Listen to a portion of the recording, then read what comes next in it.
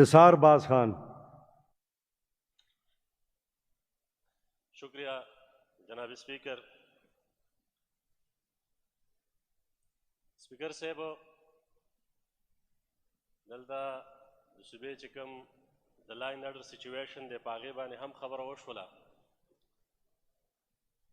او نن چې کومه دا بده پیښه شوې ده په اف سی هیډ کوارټر باندې چې کوم حمله شوې ده نو موږ د هغې مذمت هم کوو. دا هغه حالات دي چې هم دلته پېښور ته راورسېدل او هم دغه حالات اسلام آباد ته م ورسېدل ځکه چې په تېره هفته کې په اسلام آباد کې هم دا قسمه پیښه شوې وه. موږ د قبایلي اضلاع عوام په مسلسل د دې قسمه حالاتو نه تېرېږو. کله پکې دمه نه ده راغلی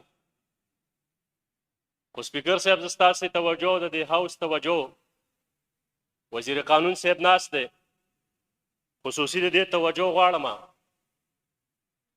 چې څوک هم په دې ریاست کې په دې پښتونخوا کې د بدامنۍ خلاف خبره کوي او د امن دپاره جدوجهد کوي پولیټیکل ورکري سماجي کارکناني نو د ریاست لخوا په هغه باندې چې کومه دی اف آی آرز کټ کېږي بې بنیاد الزامونه پرې لګوي.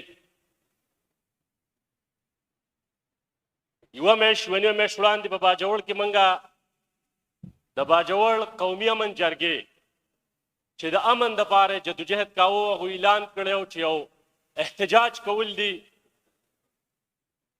د ریاست لخوا چې کوم زمونږ اجتماعي قتل ته کولیټر ډیمیج لفظ ورکولی کېږي دغه شان کولیټر ډیمیج شوی و په ماموندو کې نو د هغې په خلاف موږ احتجاج کړی و چې په هغه کې ټول سیاسي جماعتونه پارلیمنټیرین ایکس پارلیمنټیرین شامل وو. د ریاستي ادارو لخوا د پولیس په ذریعه باندې پوره خبره به کوو د ریاستي ادارو لخوا د پولیس په ذریعه باندې اف آی آر وکړلی شولو. درې د مختلفو پارټو سیاسي کارکنان په هغه کې شامل وو. عبید کامریډ چې زمونږ ضلعي انفارمیشن سیکرټري دی په هغه باندې دغه اف آی آر کې هغه هم شامل وو. هغه دغه اف آی آر په عدالت کې موږ چیلنج کړو بیا پکې د هغه بی بی اے شوې وه بیا هغه بی بی اے کینسل شو جیل ته لاړې نن هغه یو ځل بیا د ضمانت دپاره موږ عدالت ته رجوع کړې وه چې بل خبر رالی چې د ډي آی خان نه پولیس راغلي دي او دا عبید کامریډ چې کومه دی موږ ته په یو بل اف آی آر کې مطلوب دی. دا یو نوی پریکټس شروع شوی دی. پریکټس داسې شروع شوی دی جناب سپیکر صاحب چې د ریاستي ادارو چې کوم اهلکار دي د هغو چې کوم سورس دي د هغو چې کوم ټاوټس دي د هغه ټاوټس په ذریعه باندې په مختلف اضلاع کې په سوشل اکټیویسټ او پولیټیکل کارکنانو باندې اف آی آر سکټ کېږي د تنګولو دپاره. موږ پوهېږو چې دا اف آی آر جعلي اف آی آر دی هېڅ قسمه بیس یې نشته دی خو د تنګولو دپاره چې دا سړي ته تکلیف ورسېږي تنګ کلی شي نو هلته یو کس چې دا اف آی آر کړی دی چې ما په سوشل میډیا کتل چې عبید کامریډ په ادارو پسې لګی دی او خبرې اترې کړي نو لحاظه ما په دې خاطر باندې په ده باندې اف آی آر کړی دی چې زموږ د ادارو توهین شوی دی. د پاکستان کانسټیټیوشن دا رایټ ټول سټیزن ته ورکوي د ازادي وینا کولو چې هغه په هره اداره باندې تنقید وکړي. دلته وزیر اعظم یا وزیر اعلی یا صدر پاکستان چې د آئین او د دستور تر مخې ټول نه سپریم اتارټي ده په هغه تنقید کېږي څه خبره نشته الزامونه پرې لګي څه خبره نشته ټاک شوز رواني روزانه چې کومه دی په هغې باندې بحث کېږي څه خبره نشته ځکه دا د جمهوریت ښکلا ده جایز تنقید په هر سړي ته کولی شي خو چې په جرنیلانو باندې تنقید وکړي نو دا تا د ادارو توهین کړی دی. دا خو څنګه چې یو ایم ایس د یو هسپتال چې کومه دی سرکاري نوکر دی او د هغې اډمنسټریشن دی په هغه موږ تنقید کوو د یو ابدا په حلکار باندې تنقید کوو یو سرکاري نوکر دی نو دغه شان ته د ملک په ټولو نوکرانو باندې په پبلک سروینټ باندې چې تنخواګانې زموږ او ستاسو د بجټ نه اخلي په هغې جایز تنقید کول زمونږ او ستاسې رایټ دی. نو عبید کامریډ یې د اغز نه چې کوم دی اوس ډي آی خان ته منتقل کړلو. وزیر قانون صاحب یو پکې دا کار هم شوی دی چې په 16 ایم پی او کې موږ ته دا مطلوب دی. نو 3 ایم پی او 16 ایم پی او ډسټرکټ اډمنسټریشن چې کومه دی دا لګولی شي. دا د باجوړ شهري دی، هغې ضلع ده. نو د ډي آی خان چې کوم ډي سي دی هغه په کوم بنیاد باندې چې کوم دی په ده باندې 16 ایم پی او لګولې ده. ده ته دا هدایت چا ورکړي دي؟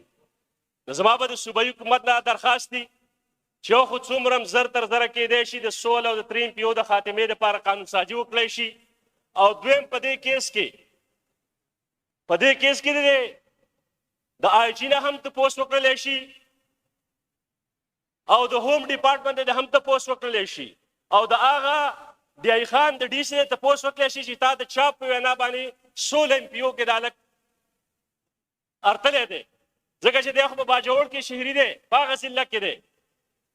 نو دا قسمه چیپ ټیکټس چې کومه دی په دې ریاست کې استعمالیږي د پولیټیکل کارکنانو خلاف، د پولیټیکل لیډرشپ خلاف، د سماجي کارکنانو خلاف. هغې ورځ باندې تاسې دلته جناب سپیکر صاحب جرګه رابللې وه، جرګې ته ټول خلک تاسې دعوت کړی و او جرګه خو چې کومه دی د پښتنو دا خو زموږ روایات پاتې شوي دي 15,000 کالو نه چې یو میلمه ما راوبللو، هغه میلمه ته وینا ورکول حق هم زما جوړیږي او هغه باعزته طریقه خپل کور ته رسېدل هم زما حق جوړیږي. د دې جرګې نه چې کومه دی د پی ټي ایم 2 کسان چې دې جرګې له راغلي وو هغه لا درکلی شوي دي، بلکې 15 کسان. دا هوس به د هغې تپوس کله کوي؟ نو که دا قسمه صورتحال رواني چې د صوبایي او د وفاقي حکومتونو سره صرف دغه 5% اختیارات ورسوي او 95% اختیارات دا د اسټیبلشمنټ او ادارو سره ورسره چې د ماشاءالله یو نوی قسم دی کوم ته چې موږ هایبرډ ماشاءالله ویلی شو، یعنې ډایرکټ نه ده انډایرکټلي ماشاءالله ده. نو خو هم نه ده چې داسې یو دا شته حکومتونه مو ته پرېښودلی شي او نیغ په نیغه دی ماشاءالله بیا ولګوي. د دې سره خو چې کومه دی جمهوري قوتونه هم بدنامېږي، صوبایي حکومتونه هم بدنامېږي او دلته بیا لګیا شو موږ په یو بل الزامونه لګوو چې وفاقي حکومت داسې دی، وفاقي حکومت وي، صوبایي حکومت داسې دی، په منځ کې د قام مسلې نه واري. سپینه خبره کول پکار، کلیر خبره کول پکار. نن افغان ریفیوجیز ویستلی کېږي، د هغې دپاره څه پالیسي او میکانیزم نشته دی. زما د باجوړ چې څومره خلک دی په د بدامنۍ د وجې تللی دی، په لاهور، فیصل آباد، کراچۍ او په پنډۍ کې روزګار کوي پښتانه. د پنجاب پولیس او د سند پولیس رالګي، وزیر قانون صاحب او جناب سپیکر صاحب هغه خلک نیسي او پولیس د هغې نه پتې اخلي. دا یو نوې قصه شروع کړې ده. هلته چې کوم دی څوک روزګار ته نه پرېږدي، هر دوکاندار له ورځه او د افغان ریفیوجیز په کیس کې رانیسه، د هغه نه انویسټیګیشن کوه، د هغه نه پیسې اخله او بیا یې پرېږده. په تاڼو کې یو روزګار شروع شوی دی. نو دغه روزګار دپاره هم چې کومه دی صوبایي حکومت له پکار دي چې وفاقي حکومت ته پراپر په دې کې چې کومه دی لیټر هم وکړي او خبره ورسره وکړي چې بې ځایه دی په پنجاب یا په سند کې په کراچۍ کې پښتانه نه تنګول کېږي. په کراچۍ کې د ټول نه غټ روزګار د ټرانسپورټ دا د پښتنو دی او هغه پښتانه د دې جګړې نه د بدامنۍ د وجې تللي دي، په خوشحالي نه دي تللي. هغه د ټرانسپورټ روزګار یې هلته په ټپه وله ودرولی دی، هغه تنګول کېږي، د هغو ټرانسپورټ چې کومه دی هغو ته اور اچول کېږي، دمکۍ ورکول کېږي. دا خو یو سټیټ دی، یو فیډریشن دی. موږ چې د کوم امتیازي سلوک د پښتنو سره روان دی، دا امتیازي سلوک د فوري طور ودرولی شي. په دې سټیټ باندې چې څومره د یو پنجابي شهري حق دی، دومره پرې پښتنو حق هم دی. دا امتیازي سلوک که دغه شان رواني نو د دې نتیجې به بیا ډېرې زیاتې خطرناکې راځي. دا موږ ځکه واضحه وایو چې زموږ احساس محرومیانې ورځ تر بله سیوا کېږي. یو طرف ته راباندې جنګ مسلط دی، بیا چې د بدامنۍ او د جنګ نه زما خلک ځي یا په لاهور یا په کراچۍ یا په پنډۍ کې روزګار کوي، نو بل طرف ته هلته پولیس ګردي هلته هم شروع ده، خلک تنګوي او نیسي رانیسي. او په پښتونخوا کې هم پولیس ګردي شروع ده، پولیس چې کومه دی پولیټیکل کارکنانو باندې پایارس کوي. ٹھیک ٹاک چې کوم دی تاسې سپیکر صاحب ستاسو ته به زما دا درخواست دی کہ اس حوالے سے آپ نے رولنگ دینی ہے کہ کسی بھی پولیٹیکل ورکر کے خلاف پولیس فورس आईजी साहब को बताए कि पुलिस फोर्स बेजाय फायर ना काटे, इदारों के कहने पर फायर ना काटे। यही नौजवान जो बदमजी से तंग आ चुके हैं वो अमन के लिए जो है ना जदोजहद कर रहे हैं, उसके लिए आवाज उठा रहे हैं। क्या आवाज उठाना भी जुर्म बन गया है? इधर तो रियासत के खिलाफ लोगों ने बंदूक उठाए हैं, रियासत के साथ लड़ रहे हैं। एक तरफ उन लोगों ने भी हमें अरकमाल बनाया है, हमारे इलाके की अमन को ताराज कर रखा है। दूसरी तरफ से जो है ना इदारों की तरफ से पुलिस इस्तेमाल करके उन लोगों के खिलाफ फायर काटी जाती है जो अमन के लिए जदोजहद करते हैं, जो अमन के लिए आवाज उठाते हैं। तो काइंडली जनाब स्पीकर साहब कि अपने इस हवाले से स्ट्रिक्ट रूलिंग देनी है, किस किस्म की हरकत बंद होनी चाहिए, पॉलिटिकल कारकुनों को बेजा तंग करने से ग्रेस किया जाए। Thank you sir, thank you so much. Honorable Minister Law,